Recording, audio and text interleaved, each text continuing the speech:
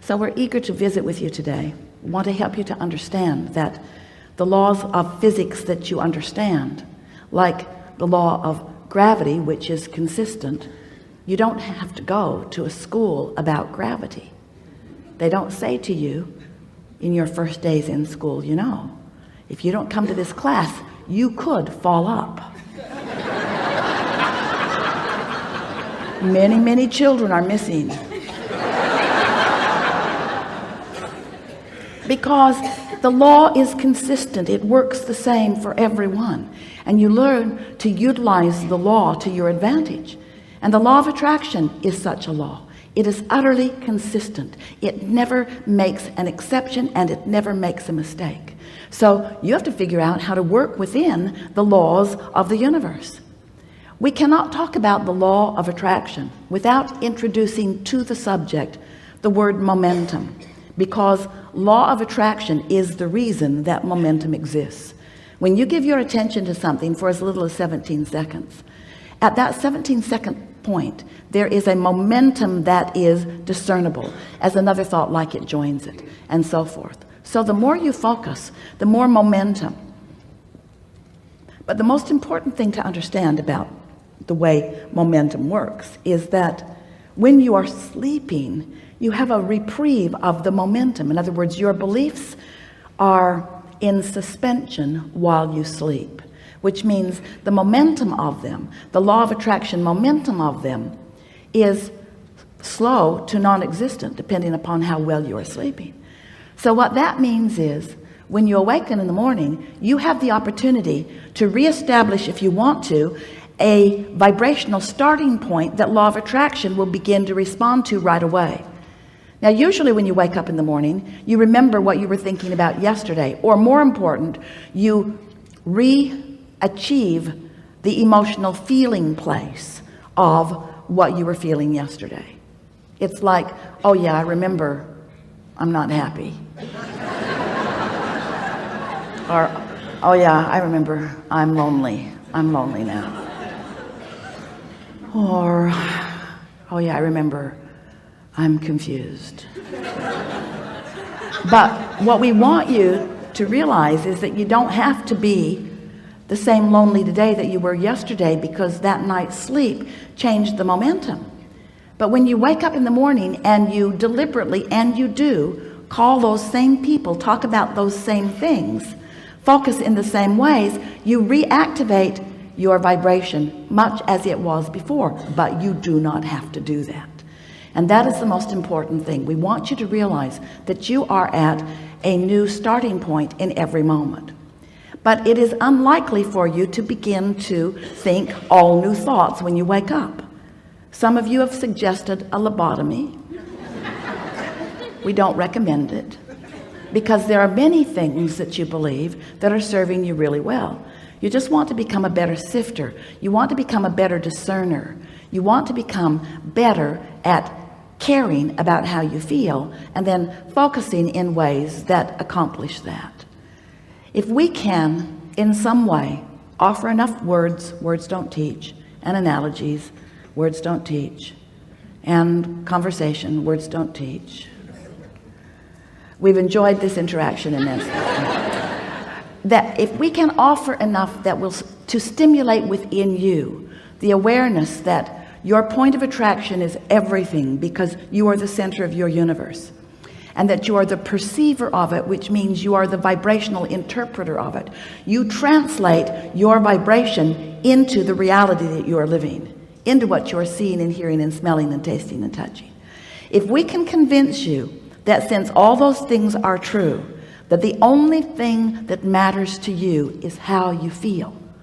If you can leave this room with a new determination within you that you now, more than ever before, care about how you feel and mean to do something about soothing yourself. Esther was on an airplane last week going from Boston back to San Antonio, and there was a beautiful family sitting in front of her, a mother and a child about 6 years old, and two little twin boys who were about 2, maybe, if even. They were walking, sort of kind of talking, and they were all strapped into their 4 seats, and Esther was sitting right behind the mother.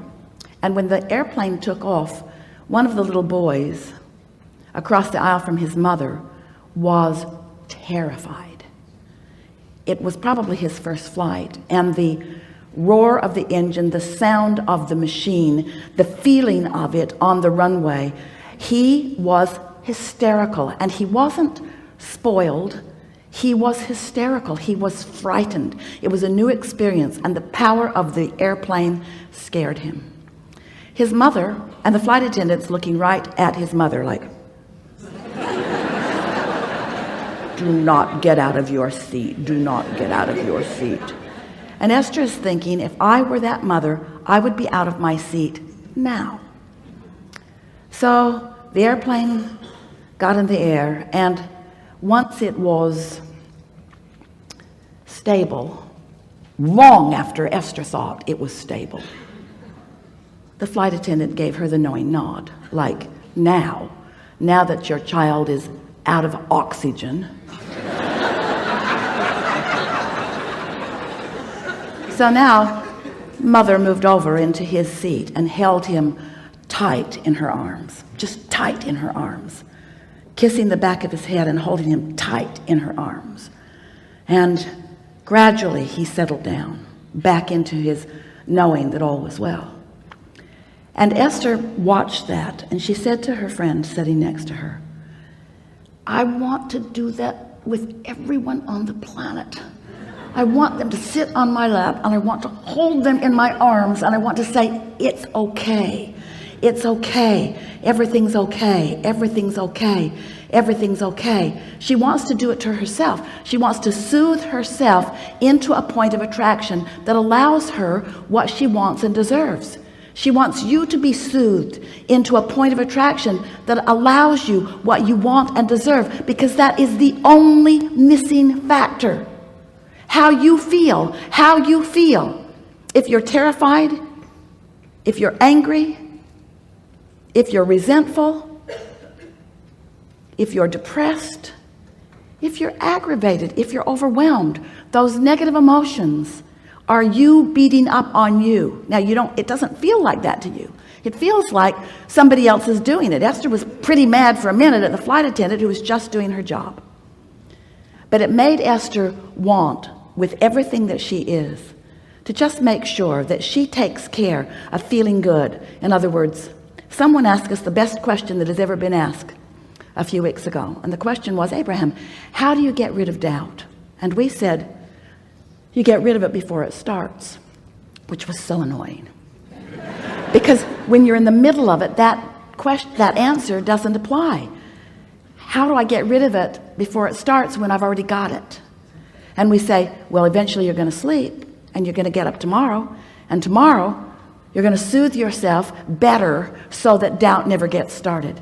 Doubt will never get a foothold if you're watching what you're doing.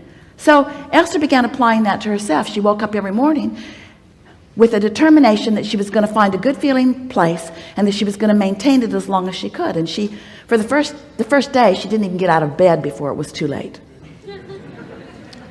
The second day it was better. The third day she didn't make it through breakfast. In other words, it took quite a while of Esther caring more about how she felt than tending to emails, caring more about how she felt than tending to what was going on with other people. In other words, you've got to put yourself first. You've got to be so selfish. You have to care about how you feel, which means you have to tend to the self that you really are. You've got to find a way of closing that gap between who you're being right now and who you really are. And who you really are loves you so much, adores you, appreciates everything that you are, flows constantly to you, assisting you in every possible way. Last week, Esther came bouncing up the steps, and the step wasn't stable. When she stepped on it, it caved in, and her foot went between the step and the stage. Scraped up her shin. She stumbled onto the stage. It was funny. It was really funny. And Esther thought, for the life of me, I do not know how I went down. So Esther has a dear friend who sees energy. She always comes to the seminars in the city where she lives and sits in the back of the room because she not only likes to see the energy around Abraham, she liked to see the energy around Jerry when he was sitting at the table, and the energy around you. She could actually see who was all lighted up. She knows who Abraham is likely to call on because she can read this energy. So after every workshop, she watches all of the live streams. She sends Esther an email and she says, yeah, Jerry walked on the stage with you. And Esther says, yeah, I know. I can feel him there. And then she said, he caught you last week. And Esther thought, that's why I didn't fall down. Didn't make sense to me. I didn't have my balance. I didn't have anything close to my balance, but I didn't go down. This is the thing that we want you to understand. We've got you. But if you're not knowing that, if you're mad at yourself, then you don't let us get you. You prevent yourself from receiving the inspiration. Do you know when you yawn? That's because you need more oxygen, and we yawn you.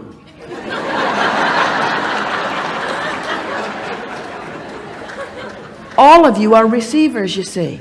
How often are you in traffic and you know to do something that prevents something that, how many things do you prevent that you don't even know you prevent?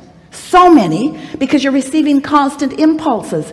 You are so blessed. You are so tended to. We are so aware of you, and you are so in your own way so much of the time as you're complaining about this and worrying about that, watching CNN. So we want you to know that you are the focal point of so much awareness, and that when you ask for something, we all know it, and we see clearly the path for you to move from where you are to where you want to be. And you know what? You want it to be a direct path. We don't. We want you to have fun along the way to the path. We want you to pick up more things along your physical trail along the path. We want you to gain more clarity along the path. We want you to continue to feel your vortex full of more things that you want along the path, because you know why? It's a very long path. You know why? It's a path of eternity. So you keep being in such a hurry to get over there. I really want to be over there. I'm not happy over here. Then you're not ever going to get over there. Can't get over there. Can't get there from here. If you're unhappy over here about what's over there that you don't have over here, you can't get over there. So what we want you to understand is that it's never about getting over there. It's about preparing over here so that over there can come over here where you are. Did you get that? Because this is about law of attraction. This isn't about law of assertion. It's not law of getting things done. It's not the law of proving worthiness. It's the law of attraction. It's about you finding some way to think some sort of thought, to get on, to hold yourself on your own lap and soothe yourself. I am a good person, and I am doing well, and all is really well, and it's getting better, and I am figuring this out, and things are going my way, and I'm getting clearer every day, and I'm having fun in the process of doing this, and I'm understanding the creative process, and I know that this is a universe based upon attraction, and I know about vibration, and I know what I'm doing with vibration. I'm getting better at it every day, and there's evidence every day that lets me know that. As you soothe yourself, as you do something about tending to your point of attraction, which is all that matters, because everything else is already done, you see. It's like sometimes, we'll just give you a sort of analogy. You've asked for it, and you're summoning it, but you've got your shield up, your cloaking device. You've got your umbrella up, old style.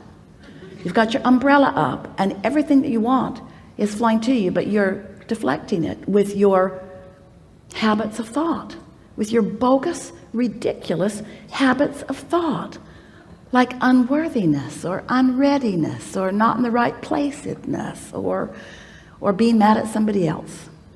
So we're eager to talk with you about whatever is important to you. Nothing is off limits. You will notice a perfect unfolding in the way this all comes together. We are a collective consciousness.